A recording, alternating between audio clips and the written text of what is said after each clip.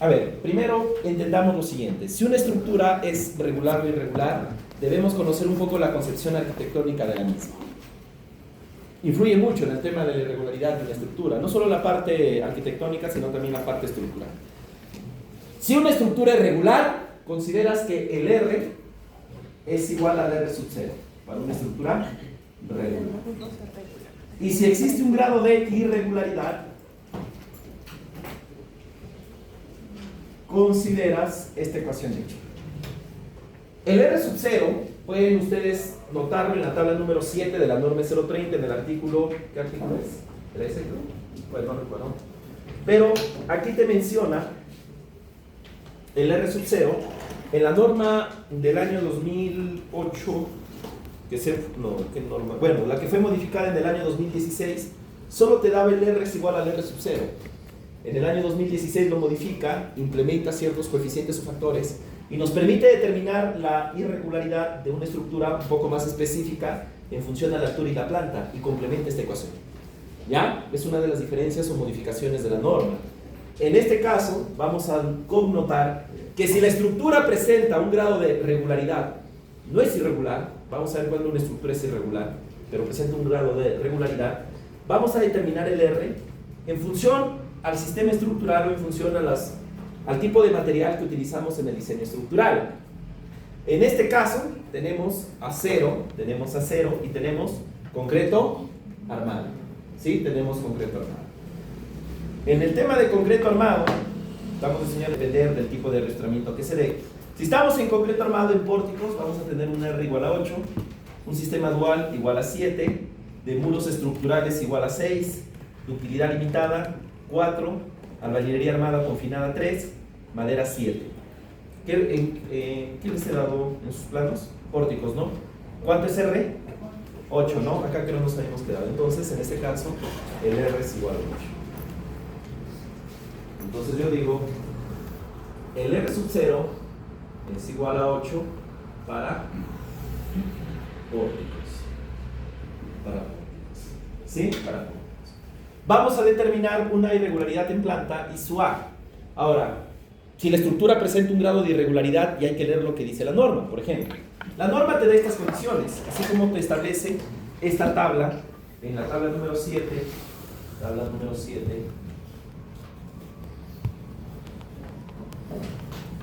ahí está, tabla número 7, artículo 18 era, 18.2, no era 17. También te estableces ciertos grados de irregularidad, estructuras irregulares más abajo, ¿no? Dependiendo si es en altura o en planta, bajo esas condiciones. ¿Cómo determino el ISUA? Esa tabla, yo no tengo mi clase, está aquí.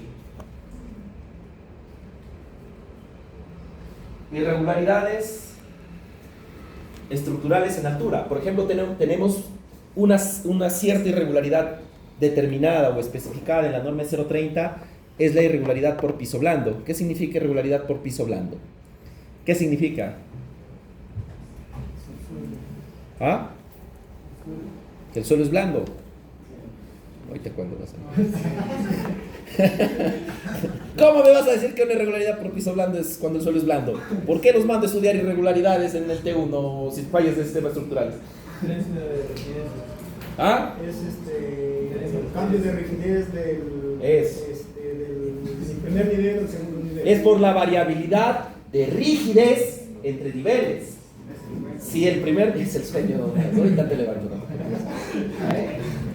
Si el primer nivel presenta una cierta variabilidad de rigidez en comparación a los niveles posteriores, se presenta la falla de piso blando. En el caso de cocheras, por ejemplo, les había dicho, ¿no? En el caso de cocheras, algunos solamente implementan columnas, vigas y dejan ciertas crujías o vanos, ingresan los vehículos y no hay ninguna placa. Y desde el segundo nivel empiezas a percibir placas de concreto armado o muros estructurales. ¿Hay una variabilidad de rigidez o no? Sí. ¿Sí? Entonces, bajo ese contexto es que se genera la falla por piso blando. ¿Está claro? Pero da otra concepción más específica si hablamos de un tema estructural. Y te dice la falla por piso blando es: existe irregularidad de rigidez cuando en cualquiera de las direcciones de análisis la distorsión del entrepiso o la deriva es mayor a 1.4 veces el correspondiente al valor del entrepiso inmediato superior. En conclusión, quiere decir que si el desplazamiento de esta estructura de la universidad en este nivel es mayor a 1.4 veces al del primer nivel, ya se puede generar una falla por piso blando. Las derivas son los desplazamientos. ¿Quedó claro? ¿Qué tienes que calcular? Desplazamientos. Y si esos desplazamientos varían en más de 1.4%, ya tienes, de acuerdo a la concepción técnica, de que puede generarse una falla por piso blando. ¿Quedó claro? ¿Tienen dudas? ¿Preguntas? ¿No hay ninguna? ¿No hay ninguna? ¿No? Sí quedó claro, ¿no? Entonces, si tú calculas e identificas esa irregularidad por piso blando, ¿cuánto es el coeficiente?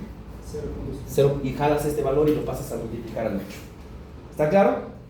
Perfecto. Bueno, y así hay diferentes tipos de irregularidades en altura, ¿no? A ver, una más por ahí. Ya ustedes lo leen, pues, ¿no? Acá, por ejemplo, hay una irregularidad también denominada en altura, en masa o peso. En altura, masa o peso. Se tiene la irregularidad de masa o peso cuando el peso de un piso determinado, según el numeral 4.13 que revisalo, es mayor a 1.5 al piso adyacente.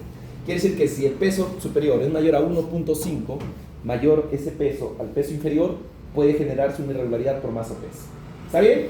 ¿Y cómo lo determinas? Pues haz un metrado de cargas, calculas el peso del primer nivel, determinas el peso del segundo nivel y haces la comparación en un cierto porcentaje o variabilidad de cuánto es lo que varía ese peso. Y si cumple eso, puede generarse el peso por la irregularidad por masa o peso. Ingeniero, ¿lo podemos hacer? ¿Este tipo de estructura se puede o no se puede? Claro que se puede, porque la norma te dice que tú puedes diseñar estructuras irregulares, pero en zonas, bajo ciertos criterios, en zonas de sismicidad baja. ¿O no es así? ¿Está claro? ¿Sí? Entonces podrías hacerlo. Podrías hacerlo. Pero no porque varíe, quiere decir que tú no vas a verificar los esfuerzos máximos, que son los esfuerzos al corte, a la torsión, a la flexión, ¿sí? A la tracción y a la compresión. Tienes que hacer la verificación de esfuerzos dependiendo del tipo de diseño. Y si te cumplen esos esfuerzos, haz la irregularidad. Pero si ya no te cumplen los esfuerzos, ya modifica la concepción del diseño estructural. ¿Está claro? Eso es bajo tu criterio o percepción técnica. ¿Preguntas hasta aquí? ¿No hay ninguna? ¿Sí quedó claro lo que les he mencionado? ¿Sí? ¿Sí, no? Ya que están viendo, creo, algunos. Bueno, un poco resfriado, disculpen mi garganta, si no lo exijo mucho. Me he enfermado. Ya. Esa es la irregularidad en cuanto a lo que es en altura. Si hablamos de la irregularidad en planta, para la irregularidad en planta, por ejemplo, tenemos, a ver, esquinas entrantes. ¿Cuáles son las esquinas entrantes? Las estructuras se califican como irregularidad cuando tiene esquinas entrantes cuyas dimensiones en ambas direcciones son mayores que 20% de la correspondiente a la dimensión total en la planta. En conclusión, las esquinas entrantes, por ejemplo, es cuando tú tienes, no sé, un terreno así cuadrado o rectangular.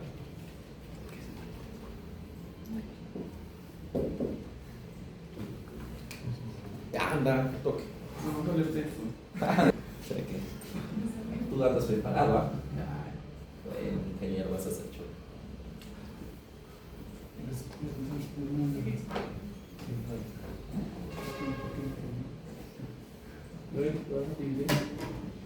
La regularidad en esquinas entrantes es cuando tú tienes un terreno en forma rectangular y de repente bajo tu criterio arquitectónico, que sabemos que es más encajonado, porque no eres especialista en el dibujo del CAP, de repente, sin faltarles el respeto.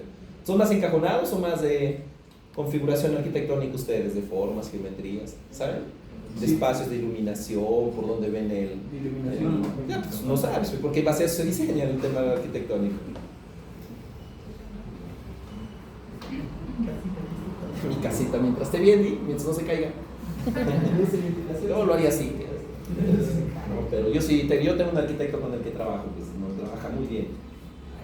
Sí, es que yo el tema arquitectónico siempre con un arquitecto lo trabajo, nunca lo consigo. Miren, no. Por ejemplo, a ver, tengo un diseño de una estructura así, ¿no? Este es mi terreno, digo, ingeniero, lo voy a hacer así, mi terreno, mi estructura. Ya bueno, a ver, algo así, ¿no? Y digo, ingeniero, ¿y por qué lo hago así la estructura? Todo así lo hago.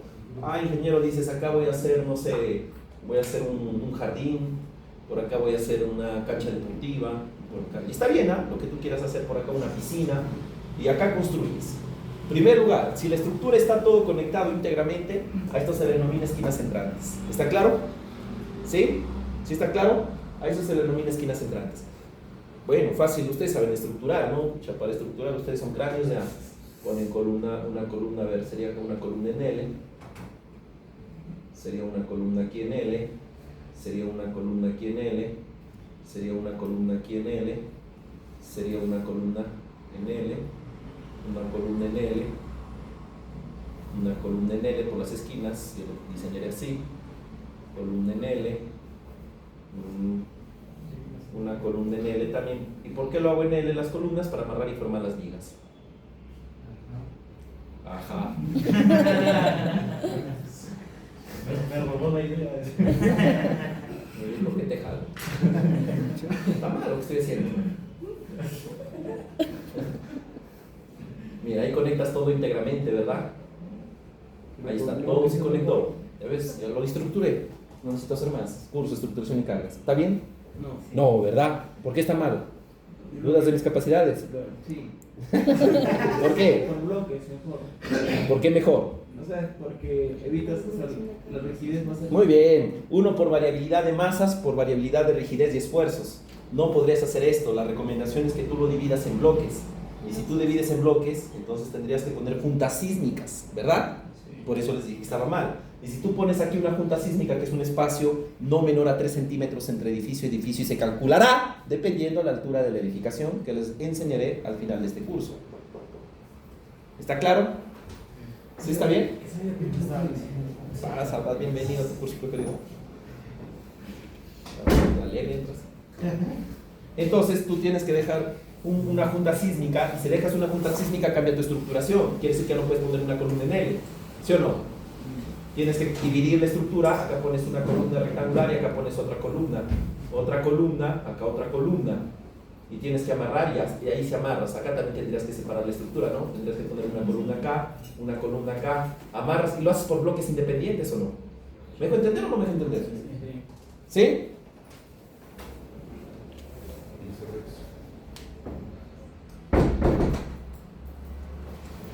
¿Sí está claro? ¿Sí, no? ¿Sí? Quería que sepan cuál es el tipo de falla estructural por tema de esquinas entrantes. Entonces, esa es la concepción o la percepción de lo que tenemos ante una falla de esquinas entrantes. ¿Preguntas? ¿No hay ninguna? ¿Todo quedó claro? ¿Sí? ¿Seguro?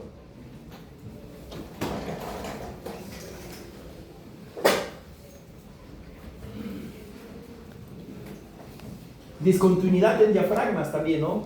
¿Cuándo existe discontinuidad de diafragmas? Esto más también viene... ¿Cuál es el diafragma rígido? El diafragma rígido viene a ser, por ejemplo, las placas de concreto armado o las losas macizas o losas aligeradas. ¿Son diafragmas o no son diafragmas? Claro, son diafragmas, ¿no? Esos diafragmas, si no tienen continuidad, por ejemplo, algunos ponen por acá una losa, allá lo dejan todito hueco, de ahí a vuelta ponen otra losa más por acá, y ahí a vuelta otro hueco. Una cosa es que dejes ductos, ¿no? Que tienen también ciertas recomendaciones de acuerdo al Reglamento Nacional de Edificaciones, ciertas dimensiones, ¿no? Reglamentarias. Y otra cosa es que tú dejes hueco, todo quiere decir un árbol en tu casa. Entonces, eso hay que tener mucho cuidado porque los diafragmas ya no son continuos y genera un tipo de problema también conocido como discontinuidad de diafragmas, o cuando las placas no son continuas, los elementos no son continuos. ¿Está claro? ¿Sí? Y la norma te especifica qué consideraciones debes tú tener como ingeniero civil para que interpretes la norma y en base a esto lo leas, analices y listo. Y con eso empieces a resolver tu problema técnico. Supongamos que tenemos una irregularidad en esquinas entrantes. ¿Cuánto es el valor? 0.9. ¿Cuánto es la irregularidad? Supongamos que tengo una irregularidad en altura o masa. Creo que era 0.9 también. La cuestión es que este 8 se lo multiplica por los coeficientes dependiendo de la irregularidad que tenga la estructura. ¿Está claro? Se jala y se multiplica, se jala y se multiplica, se jala y se multiplica. Nada más. ¿Está bien? ¿Sí? No tienes que hacer nada más. Voy a suponer que en ese caso mi estructura es regular. Entonces el R, ¿cuánto va a ser? chacal. ¿Sí? Si mi estructura es regular. No tengo que hacer. No, pero tienes que sacar las cargas, pero que sale. No, eso es para. ¿Ya está todo? Irregulares. ¿Ya está todo, no? Hoy sí que falta. Y ahí está, mira, la norma te dice claramente que en la tabla número 10, Tienes que sacar primero por de cargas. tabla número 10, Pero dice, por eso. en las categorías A, en las zonas 4, 3 y 2, no se permiten irregularidades. ¿Ya? No te metas a enseñar irregularidades en ese tipo de zonas sísmicas. Pero en la zona 1 sí se permiten, no se permiten irregularidades extremas. Sí se permiten irregularidades, pero con criterio. No porque el ingeniero ha dicho que va a todas las irregularidades, todo le va a meter, pero ahí empiezas a poner esquinas entrantes, variabilidad de masa y peso, todas las irregularidades previstas en la norma. No, moderado, considerado, ¿sí? Y verificando siempre los esfuerzos. En la categoría A, mira, es en categoría A, o sea, quiere decir que en categoría de zonas 1, por más que es categoría A, sí se permiten ciertos grados de irregularidad, ¿no? ¿Sí? Hay que interpretar la norma. En la categoría B, en zonas 4, 3 y 2, no se permiten irregularidades extremas. O sea, en la zona 4, 3 y 2 no se permiten irregularidades. Ya, no se permiten irregularidades extremas, sino moderadas. Y en la zona 1, haz lo que quieras, te dicen. ¿Sí? Anda, practica ahí. ¿Está claro? Entonces, eso te dice la norma. La categoría C, en las zonas 4 y 3 o más, no se permiten irregularidades extremas. Y en zonas 2, no se permiten irregularidades extremas, excepto en edificios de hasta 2 u 8 metros de altura total. O sea, que todavía te condiciona las alturas. Y en la zona 1, en categoría C, sin restricciones. ¿Sí? No hay ningún tipo de restricciones para que tú hagas ese tipo de diseños. Categoría C, oficinas, viviendas. ¿Qué más? Bueno, pues que ya no hay ustedes también. ¿Sí? ¿Está claro? ¿No está bien? ¿Sí? Y ahora sí, si recordaremos, en ese caso, vamos a ver el SUX. ¿Qué es el SUX? Suelo. La cortante basal es igual al SUX entre R por B. Bueno, ahora todos estos parámetros de la norma 030 ya lo calculé, Z, U, C, S, R, ya les expliqué, ¿verdad? Cada uno cómo determinarlos. Ahora lo que falta identificar, ¿qué es? Es el P, peso de la edificación. Y la norma 030 en el artículo, a ver qué artículo. Vamos a tener que hacer un metrado de cargas. ¿Qué tipos de cargas tenemos? De lluvia, de viento. La de lluvia, ¿de qué más? De lluvia. También, todo pesa, todo pesa. Y con la sobrecarga también. A ver, ¿qué es una carga viva? O sea, sí sé qué, pero no sé cómo explicar. Es mal, pero. Voy a tener que prepararte un ciclo más todavía. La idea acá no es que yo ya tengo la idea, sino ya saber referirse técnicamente, dar un concepto, un criterio técnico a nivel básico. A ver. El peso que se aplica sobre el área de influencia de una zona. Pero eso puede ser también una carga muerta, porque se da en un peso de influencia. Eso es área tributaria. personas en una orientación. En un área tributaria, pero también se da en un área Para carga tributaria. muerta es área tributaria, para carga viva es área de Es influencia. un peso variable, ¿verdad? Estado es un estado. La carga viva es una carga variable, ¿verdad? ¿Sí? Por ejemplo, la norma 030 te da tres tipos de cargas vivas. ¿Cuáles son? ¿Tres tipos de cargas vivas? No, perdón, en la carga muerta, Hablemos de la carga. Ya, la carga muerta es la carga permanente, la carga que permanecerá durante la vida útil de una estructura, ¿verdad? Hay tres tipos de cargas muertas. ¿Cuáles son? Peso propio. Ya, peso propio de los materiales. ¿Cuál más? En los materiales engloba mucho ya tabiquerías. Tabiquería es una carga, ¿pero qué tipo? Muerta. Ya, ¿qué tipo de tabiquería? La fija, pues de La fija, ya. Piso terminado. Es peso propio de los materiales, pues. Por eso, La norma no te dice así. Lea, estudia. La norma 020 te dice que se considerará como carga muerta los pesos propios de los materiales, dispositivos de conexión interna y la tabiquería fija. Así nomás te dice.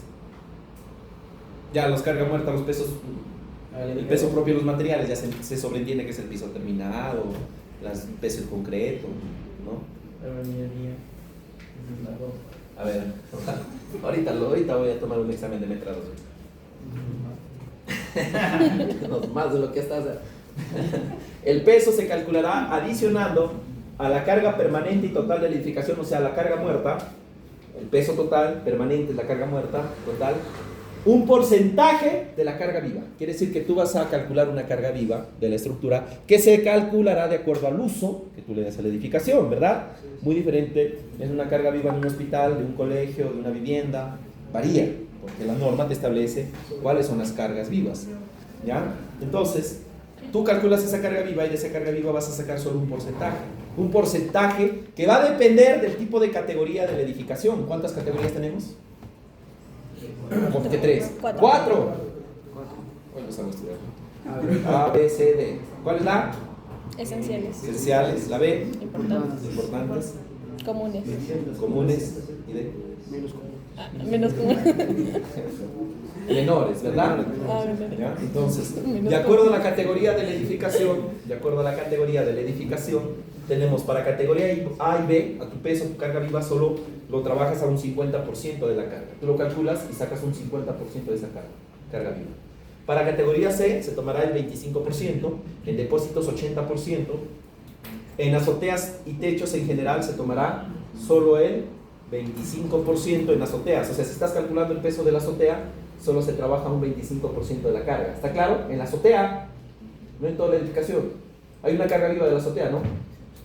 ¿Sí? Y eso solo ese peso de la azotea un 25%. Y en estructuras de tanques, silos, se toma el 100% de la carga. O sea, trabajas con la carga viva total. ¿Está bien? ¿Quedó claro?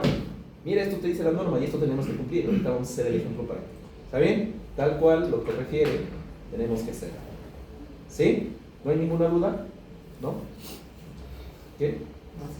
Espérate, practicamos ahorita ya. Y ahí le vas a echar mucho más razón a lo que... Esto lo vamos a calcular. Les expliqué que la deriva se calcula como la altura y el desplazamiento por nivel entre la altura por nivel. Esto es adimensional. Para concreto armado, ¿cuánto es el valor? 0.07. Para 0, 0.10. Albañilería, 0.005. Madera, 0.010. Edificios de concreto armado con muros de utilidad limitada, 0.005. ¿No me cumple esto? Te mando a hacer nuevamente tu análisis sísmico. Rediseña la estructura y haz cumplir lo que dice la norma. Y si tú cumples con esto, tu análisis sísmico está bien. ¿Ah? ¿Ah? ¿Qué hablar así?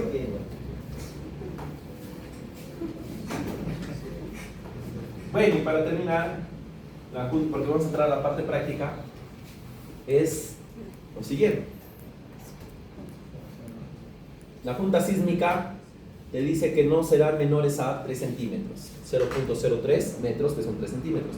Y se calcula como 0.06 de H, que es la altura de la edificación. Supongamos que la altura sea 6 metros.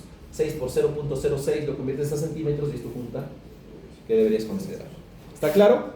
De acuerdo a la norma 030, separación entre edificios. Listo, entramos a la parte práctica. ¿Ya? Ahora sí.